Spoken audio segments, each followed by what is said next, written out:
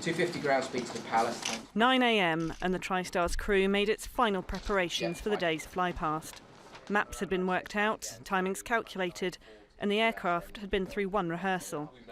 It was almost time for takeoff, but there was a problem.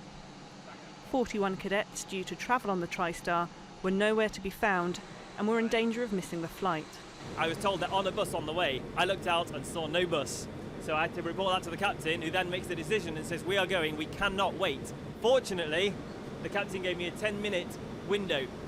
9 minutes into the 10-minute window, a bus appeared on the horizon. My word, it was close. Cadets finally on board, the cabin doors closed.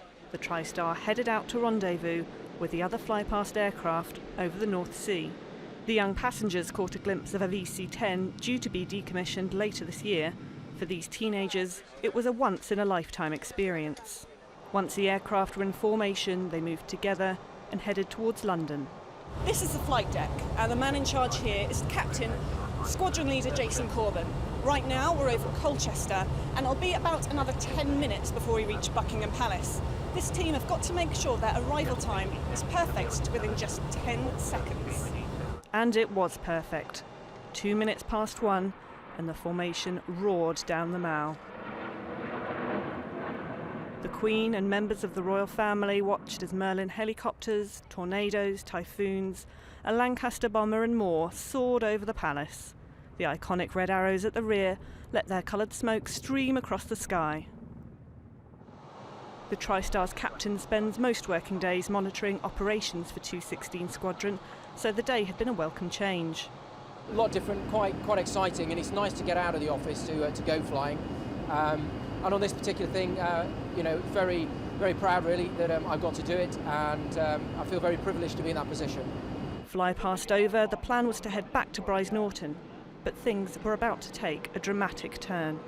An alert concerning a passenger plane meant the Tristar had to head north to meet fighter jets dealing with the situation. A second captain took over the flight deck, an expert in the kind of operation the aircraft had to complete. Today, this Tristar is also tasked with fast response air-to-air refuelling. What we know is that an aircraft has been forced to land at Prestwick Airport, Typhoons have been scrambled, and we're refuelling one of those jets right now. A note threatening to set fire to the plane had been found on an Egyptair flight from Cairo to New York.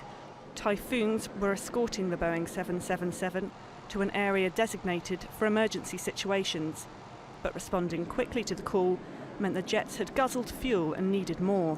We then got the call that we were needed up north, so off we went. You need to speak to the right agencies on the radio to check exactly where they want you, and then we've got a series of checklists specific to tanking that need to be gone through in order to make sure that the jet's ready when it's required, and it obviously involves putting the hose out the back as well and making sure that's flying correctly and primed ready for the Typhoon to come in. Connected to the refuelling hose for minutes, the Typhoon was loaded with fuel ready to head back out to the Boeing. The passenger plane landed at around 2:30 in the afternoon, and after police searched it, it was allowed to continue its journey the following morning. And the Tristar crew proved that even when performing ceremonial duties, there's always an operational role that could be called upon at any moment. Cassandra, Allwood, Forces News, RAF Bryce Norton.